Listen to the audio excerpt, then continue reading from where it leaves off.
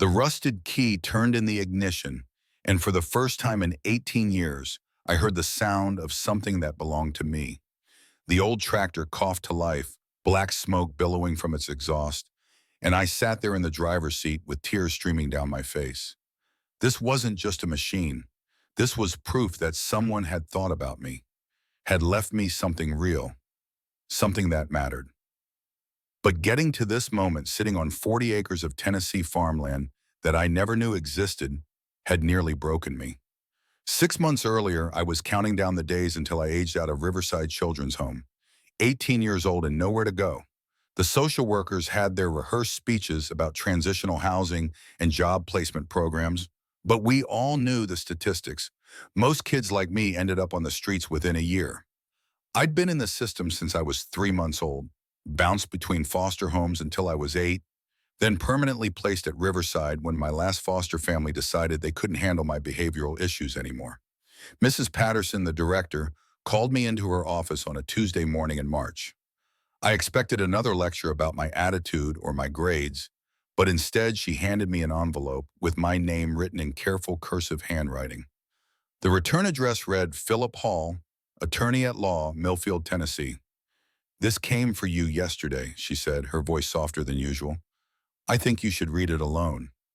I took the envelope to my room, the one I shared with two other boys who were already at school. My hands shook as I opened it. Inside was a letter on official letterhead and a small, tarnished key attached to a piece of twine. The letter was short and formal, but every word hit me like a physical blow. My grandfather, a man named John Kelly, had died 3 months ago. He'd left me his farm in Tennessee, 40 acres and everything on it. The lawyer, Philip Hall, needed me to come to Millfield to sign papers and take possession of the property. I read the letter 5 times before the words sank in. I had a grandfather, I had family, and he'd known about me all along. Before we see how this ends, tell us where you're watching from and hype this video in the comments.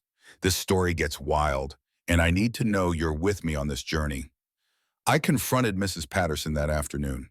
She sat behind her desk, looking older than I'd ever seen her, and confirmed what the letter said.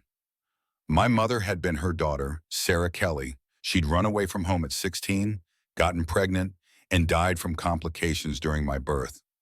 My grandfather had tried to get custody, but my mother had listed the father as unknown, and without proof of paternity, the state had kept me. "He called every year on your birthday," Mrs. Patterson had said quietly, "asked how you were doing. I told him about your school, your interests, everything I could without violating protocol. He wanted to meet you, but the lawyer said it would complicate your case if you ever got adopted." "But I never got adopted," I said, my voice cracking. "No," she whispered, "you never did." The next week was a blur of paperwork and phone calls. Philip Hall arranged for me to take a bus to Tennessee.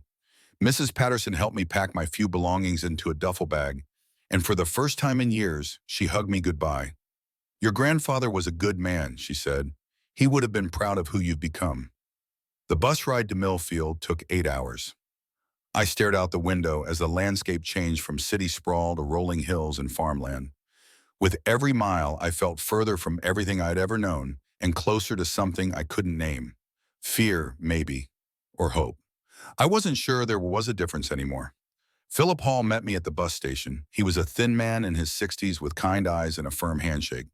During the drive to his office, he told me about my grandfather. John Kelly had been a quiet man who'd farmed the same land for 40 years. He'd never married after my grandmother died, had no other children besides my mother.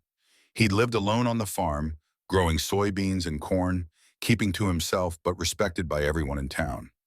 "He talked about you all the time," Philip said as we pulled into downtown Millfield. "Called you his boy, even though he'd never met you. He saved every school photo Mrs. Patterson sent him, kept them in a frame on his kitchen table." The lawyer's office was in a converted Victorian house on Main Street.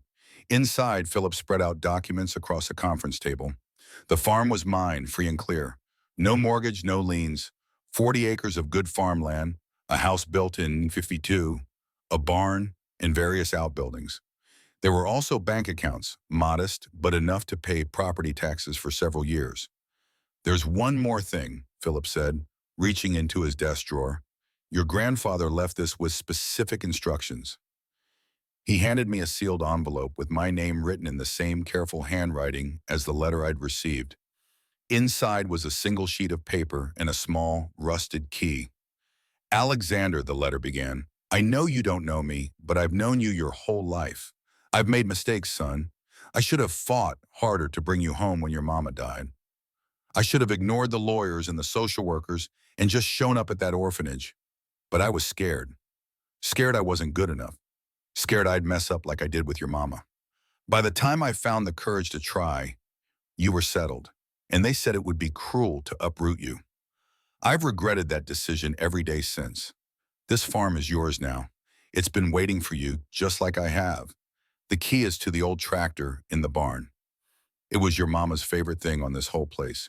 She used to drive it around the fields when she was little, pretending she was exploring new worlds. I kept it running all these years, hoping maybe someday you'd want to drive it too. Come home, Alexander. You've got family here, even if it's just me in spirit. Love, your grandfather, John Kelly. I couldn't speak. Philip gave me a few minutes to compose myself, then drove me out to the farm.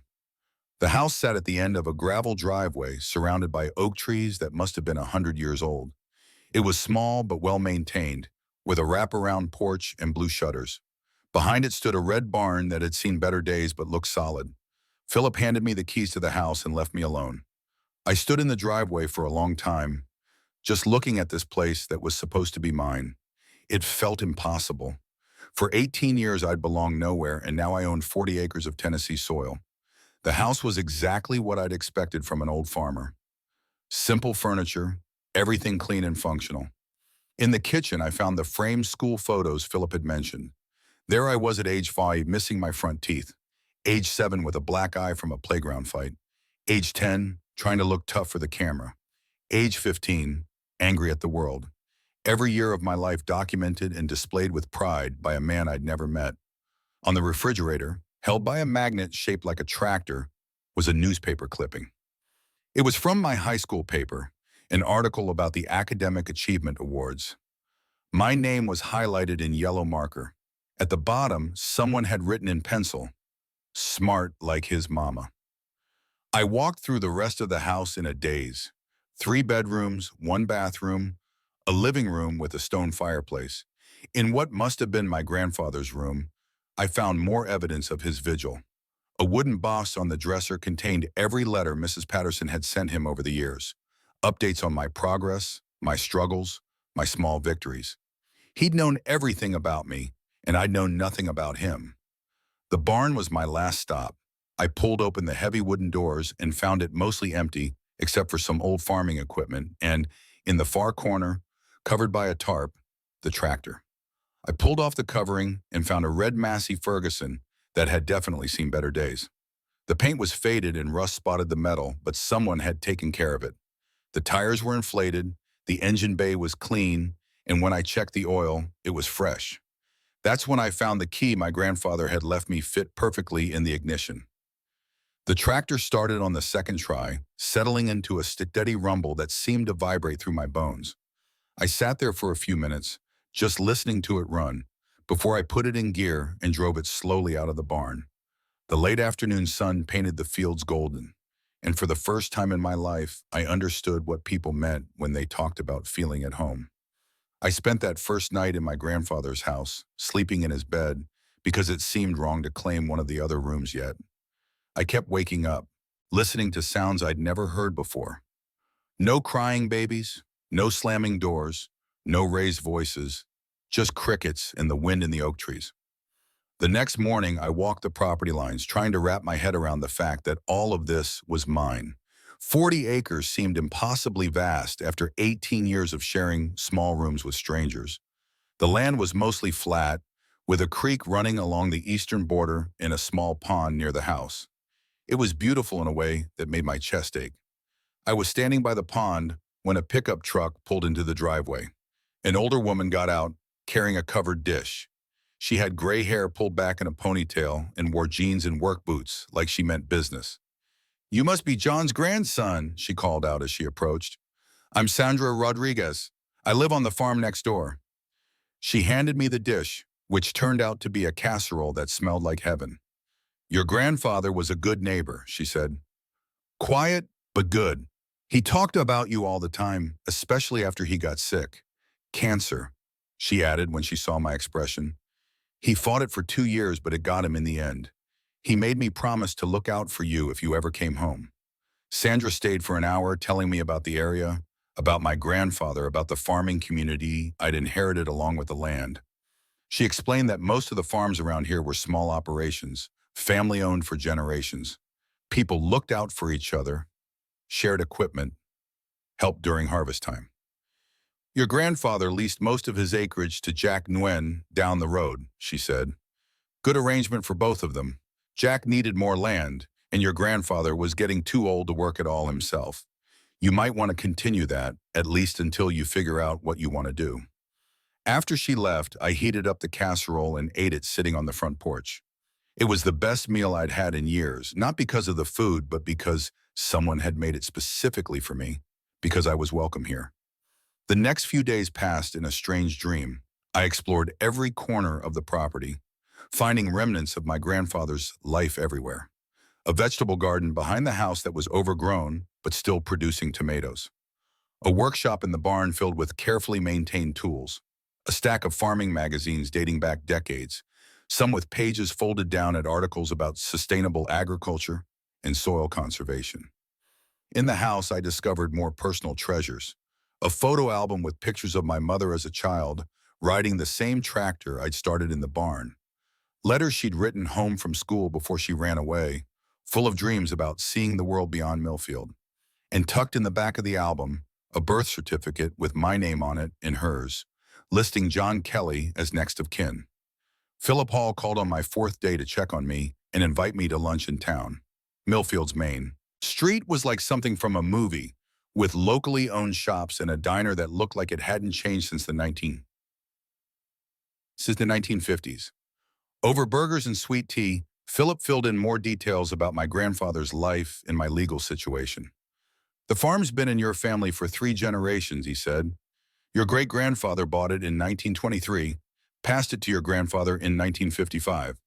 John always said it would go to you someday, even when you were just a baby. He never wavered on that, not once. Philip also explained the lease arrangement with Jack Nguyen. It was a fair deal that brought in enough money to cover property taxes and basic maintenance, with a little left over. Jack had been farming the land for 5 years and knew it better than anyone. He's a good man, Philip said. Vietnam vet, came here in the 80s after he got out of the army. Your grandfather trusted him completely. You should meet him. That afternoon, I drove the tractor down the gravel road to Jack Nguyen's place. I found him in his own barn working on a piece of equipment that looked like it had been built around the same time as my grandfather's tractor. He was a compact man in his 60s with calloused hands and an easy smile. You must be John's boy, he said, wiping his hands on a rag. I was wondering when you'd come by. Your grandfather talked about you every time I saw him. Jack showed me around his operation, explaining how he'd been farming my grandfather's land along with his own. Soybeans on the higher ground, corn in the lower fields near the creek. He'd been planning the same rotation for the coming year, if I was agreeable. I know this is all new to you, he said as we walked between the fields, but if you want to learn, I'd be happy to teach you. Your grandfather always said farming was in your blood, even if you'd never had the chance to find out. I spent the next week learning everything I could about the farm and the community. Jack and Nguyen became my unofficial mentor, teaching me about soil types and crop rotation and the dozens of decisions that went into every growing season. Sandra Rodriguez introduced me to other neighbors, and I slowly began to understand that I'd inherited more than just land. I'd inherited a place in a community that had been waiting for me. But it wasn't all smooth sailing. The loneliness hit me hardest in the evenings, when the work was done and I was alone in the house with my thoughts. I'd spent my whole life surrounded by people, even if they weren't family. The silence of the farm was beautiful during the day, but at night it felt overwhelming. I called Mrs. Patterson a few times, updating her on my situation. She seemed genuinely happy for me, but I could hear the worry in her voice. You don't have to stay there, you know, she said during one call. If it's too much, too fast, you can always come back. There are programs for young adults transitioning out of care, but going back wasn't an option. Not because I couldn't, but because I was finally starting to understand what it meant to belong somewhere.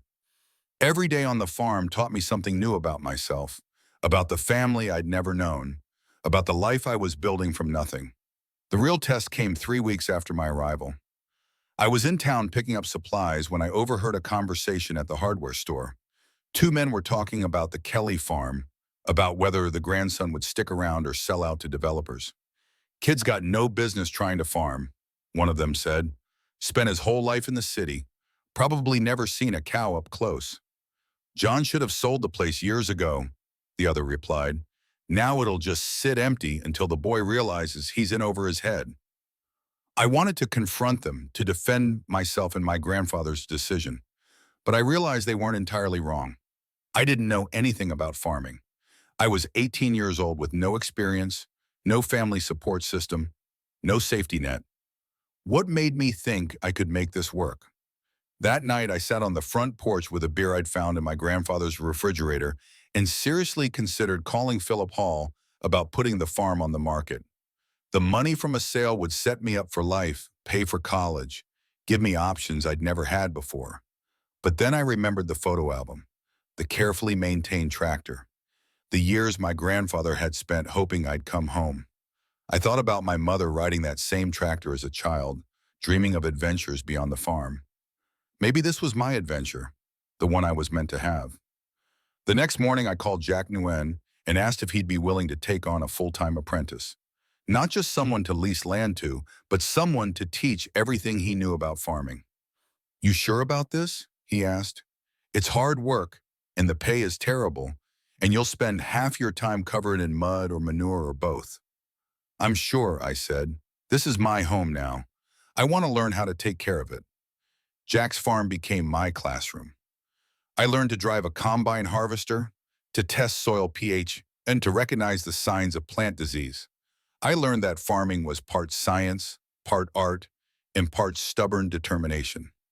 Jack was a patient teacher, never making me feel stupid for asking basic questions, always willing to explain the reasoning behind every decision. The physical work was harder than anything I'd ever done. I'd thought I was tough after 18 years in the system, but farm work used muscles I didn't know I had. My hands blistered, then calloused. My back ached every morning for the first month. But I loved it. I loved the feeling of exhaustion that came from honest work. Loved watching things grow.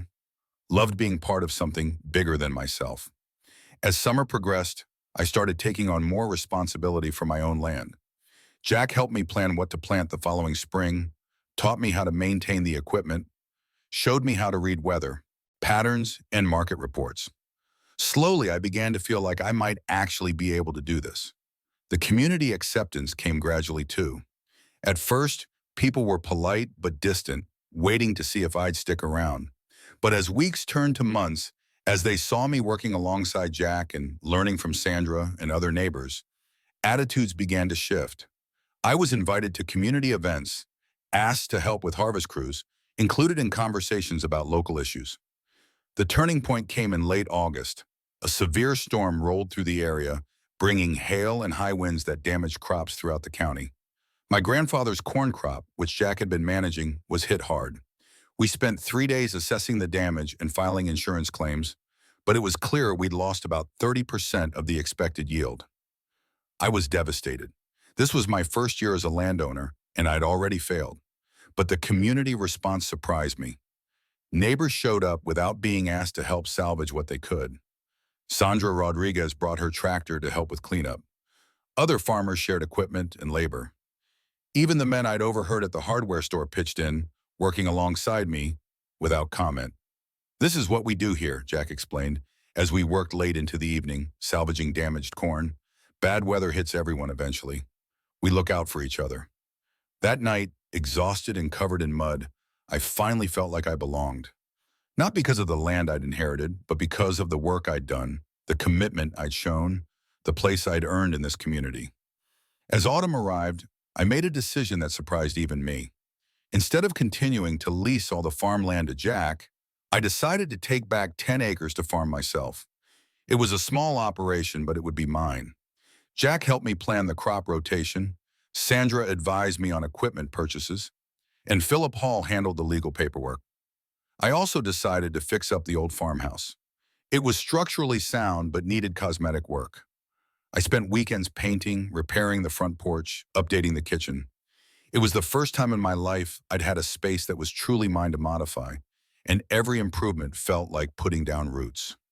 The work also gave me time to think about my grandfather and the choices he'd made. I found more evidence of his internal struggle in letters he'd written but never sent, drafts of phone calls he'd planned but never made. He'd wanted to be part of my life but hadn't known how to navigate the system that kept us apart. In November, I discovered something that changed everything. I was cleaning out the attic when I found a box of legal documents dating back to my birth. Among them was a letter from my grandfather to a family court judge, written when I was 6 months old. In it, he begged for custody, explaining that he was my only living relative and promising to provide a good home. The response was a form letter explaining that, without proof of paternity and with no established relationship, custody would remain with the state. But there was more. A series of letters between my grandfather and various lawyers over the years, exploring every legal avenue to bring me home. He'd tried when I was 2, when I was 5, when I was 10. Each time he'd been told the same thing, that disrupting my placement would be traumatic, that I was better off in the system than with an unknown relative. The final letter in the box was from a lawyer advising my grandfather to give up his efforts. It was dated 3 years ago when I was 15. The lawyer explained that at my age, any custody change would require my consent, and that given my lack of relationship with my grandfather, it was unlikely I'd agree to such a dramatic change. Reading those letters, I understood for the first time the full scope of my grandfather's love and his frustration. He'd never stopped fighting for me, never stopped believing I belonged on this farm. He'd just run out of legal options and time. That night, I called Mrs. Patterson and told her what I'd found. "I remember some of those calls," she said quietly. "Your grandfather was persistent, I'll give him that. But Alexander, you have to understand, we see a lot of relatives who show up claiming family members they've never bothered with before. The system is designed to protect children from people who might not have their best interests at heart." "But he did have my best interests at heart," I said. "He spent 18 years proving that." "Yes," she agreed, "he did. And maybe we were wrong to keep you apart. Maybe the system failed both of you. But you're together now, in a way. You're living the life he wanted for you." Winter on the farm was different from anything I'd experienced. The work slowed but never stopped. There was equipment to maintain, plans to make for spring planting, financial records to organize. I spent long evenings in my grandfather's office, learning about crop insurance and commodity prices and government agricultural programs. I also spent time reading. My grandfather had been an educated man, and his bookshelves were filled with everything from classic literature to modern agricultural science. I read about sustainable farming practices, about the history of agriculture in Tennessee, about the economics of small family farms. I was getting the education I'd never had the chance to pursue, tailored specifically to the life I was building. Christmas was hard. It was my first holiday completely alone, and the weight of that solitude was crushing. But on Christmas morning, Sandra Rodriguez appeared at my door with a thermos of coffee and an invitation to spend the day with her family. I met her husband, her adult children, her grandchildren. They welcomed me without question, treated me like family, gave me gifts I hadn't expected. "Your grandfather spent his last Christmas with us," Sandra told me as we watched her grandchildren play with their new toys. "He talked about you the whole time, wondered what you were doing, hoped you were happy. He'd be so proud to see you now." Spring brought new challenges and new opportunities. I planted my first crop on the 10 acres I'd claimed, soybeans that Jack assured me were forgiving for a beginner. I also started a small vegetable garden, expanding on what my grandfather had begun. The physical work of planting, of preparing soil, of nurturing seeds into life, felt like the most natural thing I'd ever done. But it was also terrifying. Every decision felt enormous because it was mine to make. What if I planted too early and lost everything to a late frost? What if I chose the wrong variety of seed? What if I couldn't make enough money to pay the property taxes? Jack was endlessly patient with my anxiety. Farming is about calculated risks, he told me one morning as we checked soil temperature. You make the best decision you can with the information you have. Then you work hard and hope for good weather. That's all any of us can do. As the crops grew, so did my confidence. I learned to read the subtle signs of plant health, to adjust irrigation based on rainfall, to spot problems before they became disasters. I wasn't just playing at being a farmer anymore. I was actually doing it. The community continued to embrace me. I joined the local Farmers Association, participated in county extension programs, even helped organize the annual Harvest Festival. People stopped seeing me as John Kelly's unknown grandson and started seeing me as Alexander Sanders, farmer and neighbor. But the real transformation happened inside me. For the first time in my life, I woke up every morning with purpose. I had work that mattered, land that depended on me, a community that valued my contribution. I wasn't just surviving anymore. I was building something. In June, I received an unexpected visitor. Christine Thompson, a social worker from Riverside Children's Home, drove out to check on me. She was young, probably not much older than me, and clearly nervous about the visit. Mrs. Patterson asked me to see how you're adjusting, she said as I gave her a tour of the farm. She worries about the kids who age out, especially ones who end up in isolated situations. I showed her everything: the crops I'd planted, the equipment I'd learned to operate, the house I'd renovated. I introduced her to Sandra Rodriguez and Jack Nguyen. Let them tell her about my progress and my place in the community. This is remarkable, Christine said as we sat on the front porch that evening. In 18 months, you've built a life that most people spend decades working toward. You should be proud of what you have accomplished. I had help, I said, a lot of help, and I had something to build on. My grandfather left me more than just land. He left me a foundation. Christine's report back to Mrs. Patterson was glowing, and word spread through the foster care network about my success. Over the next few months, I received calls from other young people branching out of the system, asking for advice, looking for hope. I started volunteering with a program that helped transition-age youth, sharing my story and offering practical guidance. It felt good to give back, to be the kind of support I'd never had. But it also reminded me how lucky I'd been. Not every kid in the system had a grandfather who'd spent 18 years planning for their future. Most of them had no one. By late summer, my first crop was ready for harvest. Jack helped me arrange for a custom harvester, and we spent 2 days bringing in soybeans that looked better than anyone had expected. The yield was good, the quality was high, and for the first time, I made money from farming my own land. That night, I sat on the front porch with a beer and called Mrs. Patterson. I harvested my first crop today, I told her. How do you feel? She asked. I thought about it for a long moment. Like I'm finally home. The success of that first harvest gave me the confidence to expand my operation. I took back another 10 acres from Jack's lease and started planning for a more diverse crop rotation. I also began thinking about long-term improvements to the farm: better drainage in the low fields, updated irrigation systems, maybe even some livestock. But more than the farming success, I was proud of the relationships I'd built. Jack Nguyen had become more than a mentor. He was like the father I'd never had. Sandra Rodriguez treated me like family, including me in holidays and celebrations. The broader community had accepted me not as an outsider who'd inherited land, but as one of their own who'd earned his place through hard work and commitment. As my second winter on the farm approached, I realized how much I'd changed.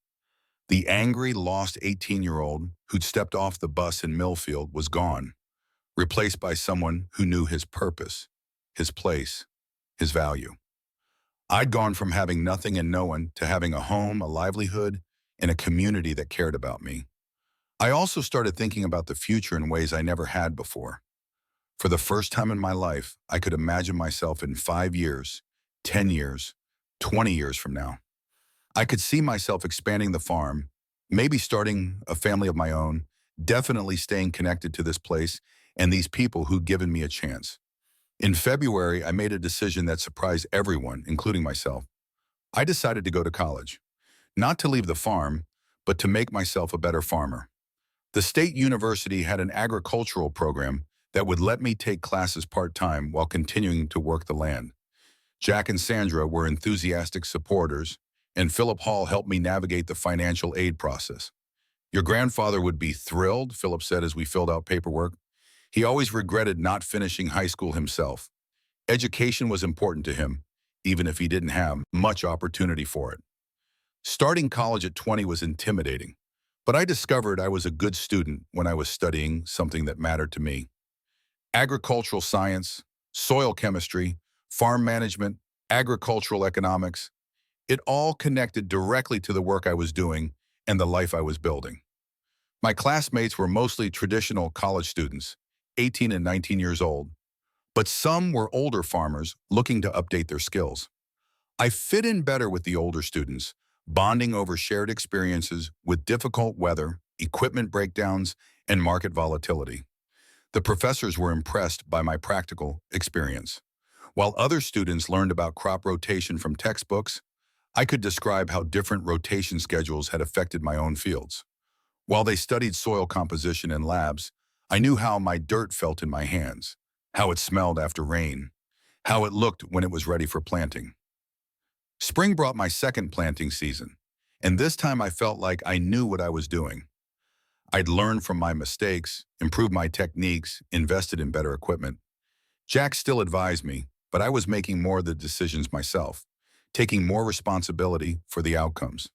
The crops looked good from the start.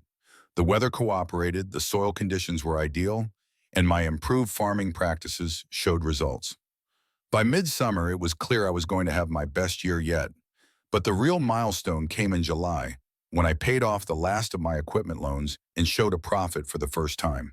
It wasn't a huge profit, but it was enough to prove that I could make a living from this land, that my grandfather's faith in me had been justified. That evening, I walked out to the small family cemetery at the edge of the property where my grandfather and grandmother were buried. I'd visited their graves many times over the past 2 years, usually to think through difficult decisions or to share good news. This time, I brought a bottle of beer and sat down next to my grandfather's headstone. I think I'm going to make it, I told him.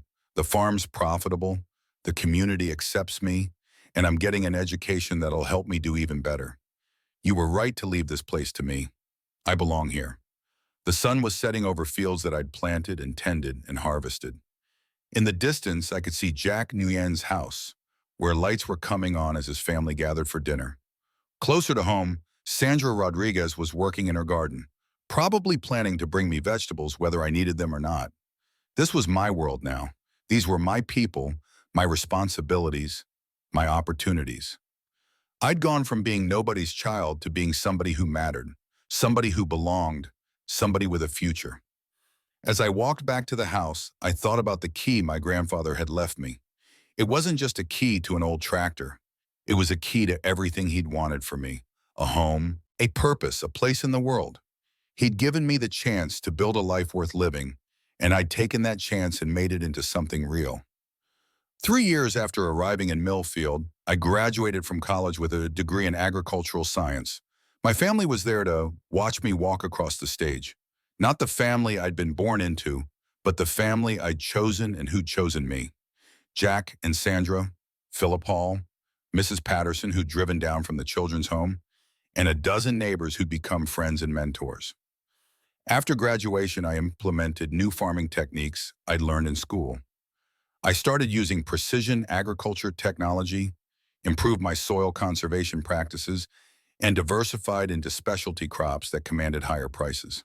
The farm was thriving, and I was earning enough to reinvest in improvements and still save money for the future. I also bought the old tractor from my grandfather's estate. Technically, it had already been mine, but I wanted to pay fair market value for it as a way of honoring his memory. I had it completely restored, keeping it in perfect working condition, even though I had newer, more efficient equipment for daily use. That tractor had become a symbol for me. It represented the connection between past and future, between my grandfather's dreams and my reality. Sometimes I'd take it out just to drive around the fields, remembering that first day when I'd sat in the driver's seat and cried, overwhelmed by the gift I'd been given. The farm continued to grow. I expanded to 60 acres, buying adjacent land when it became available. I added a small herd of cattle, built new storage facilities, and installed solar panels to reduce energy costs. Every improvement felt like another way of honoring my grandfather's legacy while building my own future. But the most important growth was personal. I'd learned to trust people, to accept help when I needed it, to offer help when others needed it. I discovered that family wasn't just about blood relations, but about the people who showed up for you, who invested in your success, who celebrated your victories and supported you through challenges. I also started dating. It had taken me years to feel secure enough in my own identity to open my heart to someone else. But eventually I met Barbara Edwards, a teacher at the local elementary school. She was smart and kind and completely unimpressed by my dramatic backstory. She loved me for who I'd become, not for what I'd overcome. We got married on the farm 2 years later, with the ceremony in the backyard and the reception in the barn. Jack Nguyen walked me down the aisle since I had no father to do it. Sandra Rodriguez made the cake. Philip Hall performed the ceremony since he'd gotten ordained online specifically for the occasion. It was a small wedding, but it felt like the whole world was celebrating with us. Barbara moved into the farmhouse, and together we made it truly ours. We updated the kitchen, added a master bathroom, converted one of the bedrooms into an office where I could manage the farm's finances, and she could grade papers. Every change we made honored the house's history while adapting it for our future. 5 years after our wedding, Barbara and I welcomed our first child, a daughter we named Sarah after my mother. Holding her in the same house where my mother had been born, looking out at fields that had been in our family for generations, I felt a completeness I'd never imagined possible. Sarah would grow up with everything I'd never had: a stable home, parents who loved her, a community that would watch out for her, and land that connected her to her heritage. She'd know her family history, understand where she came from, and have the security of belonging that had eluded me for so long. The farm continued to prosper. We'd become one of the most successful operations in the county, known for innovative practices and high-quality crops. I'd also gotten involved in agricultural policy, serving on state committees and advocating for small family farms. The skills I learned in the foster care system, resilience, adaptability, self-reliance, had served me well in both farming and leadership roles. But success hadn't changed the core truth of my life, that I was incredibly lucky to have been loved by a grandfather I'd never met, to have inherited not just land but a community, to have been given a second chance at belonging. I thought about that often as I watched Sarah grow up on the farm. She'd ride the restored tractor with me, just as my mother had done decades earlier. She'd learn about responsibility and hard work, about the cycles of planting and harvest, about taking care of the land that took care of us. Sometimes I wondered what would have happened if my grandfather had never found the courage to reach out, if he'd never left me the farm, if I'd aged out of the system with nowhere to go. Those thoughts always made me grateful for the path my life had taken, but they also motivated me to help other kids who weren't as fortunate. Barbara and I started a scholarship fund for young people aging out of foster care who wanted to pursue agricultural education. We also opened our home to kids who needed a place to stay while they figured out their next steps. Not everyone was cut out for farming, but everyone deserved a chance to find their place in the world. The program grew over the years, helping dozens of young people transition to independence. Some went to college, some learned trades, some found their calling in agriculture. A few even stayed in the area, becoming part of the community that had welcomed me years earlier. Watching these young people find their way reminded me of my own journey, of how lost I'd felt when I first arrived in Millfield. But it also showed me how much I'd grown, how far I'd come from that angry, scared 18-year-old who'd thought he had no future. Now, 15 years after I first turned that key in my grandfather's tractor, I wake up every morning in a house filled with love, on land that feeds my family and my community, surrounded by people who matter to me and to whom I matter. Sarah is 10 now, old enough to help with farm chores and young enough to still believe in magic. She knows she's loved, knows she belongs, knows her place in the world. We've added 2 more children to our family: John, named after my grandfather, and Christine, named after the social worker who checked on me years ago and had become a friend. The house rings with laughter and chaos and all the beautiful noise of a family that chose to be together. The farm spans nearly 100 acres now, and we employ several people full-time. We've diversified into organic vegetables, agritourism, and value-added products like honey and preserves. It's become more than just a farm. It's a business that supports multiple families and contributes to the local economy. But the most important thing hasn't changed. This is home. This is where I belong, where my children belong, where the next generation will learn about hard work and community and taking care of what matters. I still drive that old tractor sometimes, especially during planting season, or when I need to think through a difficult decision. It runs perfectly now, restored to better condition than when my grandfather left it to me. But its real value isn't mechanical, it's emotional. It's the bridge between who I was and who I became, between the family I lost and the family I found. Every time I start that engine, I remember the 18-year-old who'd never owned anything, never belonged anywhere, never imagined he could build a life worth living. I remember the grandfather who'd never stopped believing in me, even when I didn't know he existed. I remember the community that took a chance on a stranger and helped him become one of their own. The key my grandfather left me opened more than just a tractor. It opened a door to belonging, to purpose, to love, to home. It gave me everything I'd been missing and everything I'd never dared to hope for. Today, as I write this story, I'm 43 years old. My children are growing up with advantages I never had, but more importantly, they're growing up knowing they're loved and wanted and valued. They'll never wonder if they belong somewhere, never question whether they matter to anyone, never feel the particular loneliness that comes from having no family. But I also make sure they understand how precious that security is, how many people don't have it, how important it is to extend that sense of belonging to others who need it. They volunteer at the children's home where I grew up, help with our scholarship program, and participate in community service projects that support vulnerable families. The farm continues to evolve and grow, but its heart remains the same. It's a place where hard work is rewarded, where community matters, where family, whether born or chosen, comes first. It's a place where a lost boy once found himself and built a life beyond his wildest dreams. I still think about my grandfather every day.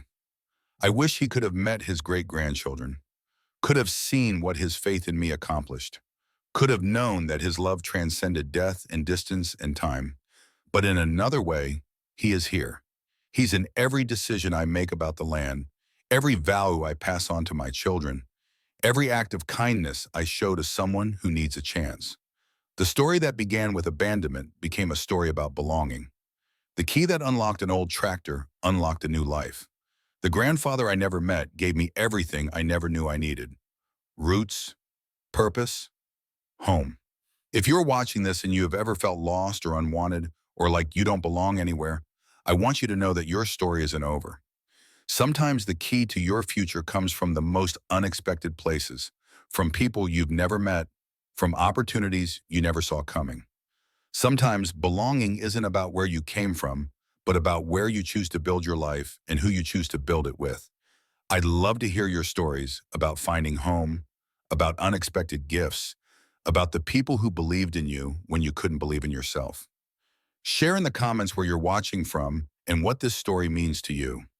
Hit subscribe if you want to hear more stories about second chances and chosen families and the amazing things that can happen when someone believes in your potential.